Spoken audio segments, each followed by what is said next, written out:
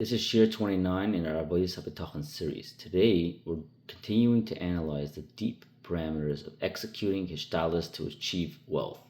In our previous Shir, we developed a foundational principle. A person can have a pre-existing heavenly decree for Ashiris, wealth, but the exclusive mechanism to unlock and access that wealth is by engaging in a large, extensive volume of Hishtadlus. This intense labor acts as a necessary physical veil to conceal the underlying miracle, allowing the divine blessing to manifest within the natural order. Utilizing this exact framework, we can elegantly resolve a classic contradiction found across three major Talmudic passages. The first one, the Gemara in Kedushin, 82a, records a Mishnah where Rabbi Meir instructs that a person must always strive to teach his son an umnis, a profession that is nakiya v'kala, inherently clean and easy. He warns that a father must never say in his heart, I will not teach my son this specific trade because it does not have a reputation for making people rich. Instead, a person's primary focus must be yispal l'mi sha'oisher v'hanachosim shaloi, to daven the Kadosh Baruch Hu, the ultimate owner of all wealth and property, because sustenance flows exclusively from Shemayim. Rabbi Meir states the core reality: she'ein umnish she'ein ba aniyas va'ashiris. There's absolutely no profession in the world that does not contain both extreme poverty and immense wealth. Within every single field, you will find individuals who widely succeed and others who completely fail. The Mishnah concludes with an ironclad rule: Shaloi aniyos mina umnis v'loya ashiris mina umnis ela kol lefi zechusoi. Poverty and wealth do not stem from the nature of the profession itself. Rather, everything manifests solely in accordance with a person's merit. In analyzing this Mishnah, Tosfos steps forward to clarify a critical definition. He explains that when the Mishnah uses the word zechus, merit, it is specifically referring to a person's underlying mazel. Tosfos emphasizes that this does not mean a person's daily parnasa is governed dynamically by the strict rules of schar v'oinish. Rather, your baseline livelihood is dictated directly by your mazel. This directly aligns with the dictum of Rava in Moed Katan 28a, who states that Bonei Chai Umezoine, children, lifespan, and sustenance are not dependent on a person's standard merits, but are bound exclusively to the mazel established at birth, which establishes a person's midas parnasa. The Mashah, however, presents an alternative angle on Tosfos' approach. He notes that Tosfos in Shabbos 156a maintains that a person's merits actually possesses the power to override and alter their mazel. Based on that view, the Marsha argues that Rabbi Meir is indeed referring to literal zechuyos, the mitzvahs and the righteous actions a person performs, which can dynamically shift and elevate the financial decree. However, despite this secondary debate, the baseline conclusion of the Gemara in Kedushin remains perfectly clear.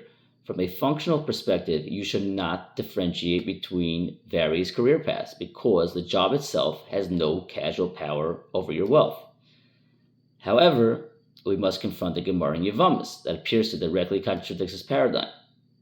The Gemara in Yevamos 63a records an incident where Rabbi Elazar observed a farmer planting his field only widthwise. Rabbi Elazar turned to him in the clear: even if you turn around and plant this field lengthwise as well, you're wasting your potential.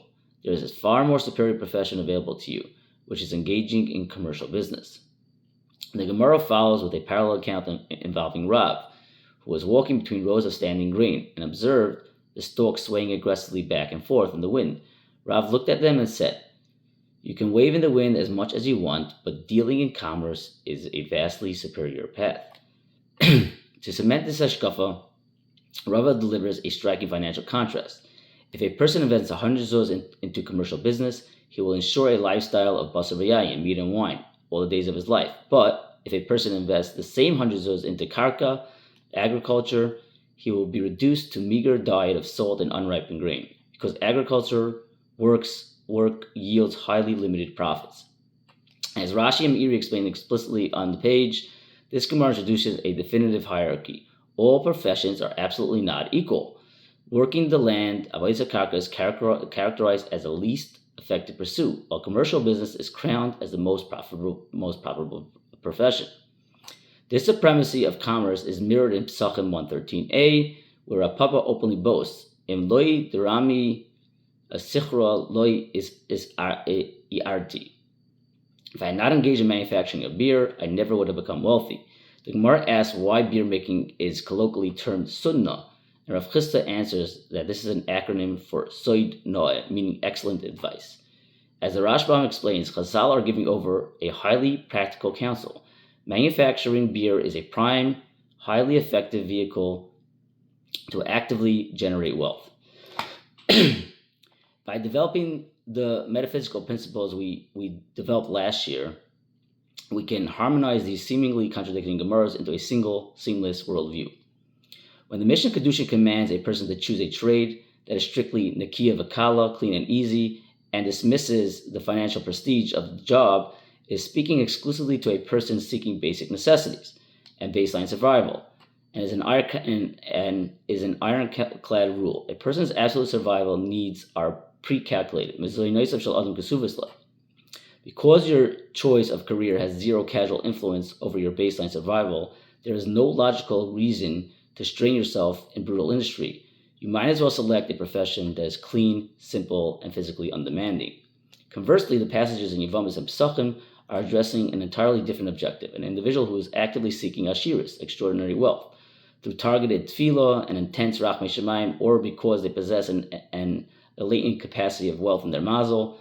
To unlock that surplus wealth without breaking the laws of nature, a person is metaphysically required to be yarbe b'schoira, construct an incredibly vast physical vessel through a massive volume of ishtalis. Therefore, Chazal step in with strategic advice. If your goal is to provide a dense natural cover for a miracle of wealth, do not invest your time in low-yield, non-scalable fields like agriculture. Instead, choose highly leveraged, expansive commercial industries like business and manufacturing, which naturally possesses the capacity to serve as the perfect vessel for immense divine blessing. In our upcoming shiurim, we will continue to strip away the layers of this topic and explore the exact quantitative boundaries of our daily effort. Have a wonderful evening.